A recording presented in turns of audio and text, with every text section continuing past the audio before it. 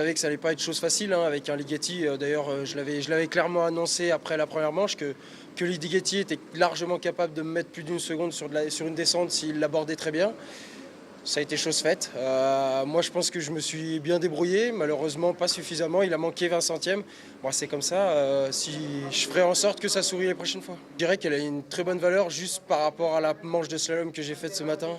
Parce que c'est aussi, et je dirais grandement grâce à ma manche de slalom que je suis sur le podium aujourd'hui. Donc je pense que ça me fait plaisir d'avoir retrouvé ce ski et maintenant il faut que je construise là-dessus et que je continue comme ça surtout.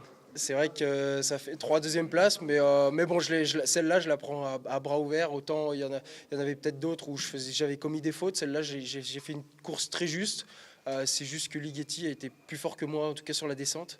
Et c'est différent du géant ou du slalom où quand on gagne des premières manches ou quand on fait deuxième de première manche, derrière on sait ce qu'on doit faire. Ça reste du géant, ça reste ou du slalom, donc on envoie, on se pose pas de questions et on refait la même chose.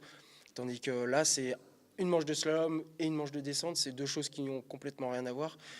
Il y en a qui sont meilleurs dans une discipline, il y en a qui sont meilleurs dans l'autre, donc après, c'est pour ça que ça donne aussi le rapprochement des concurrents sur la ligne finale.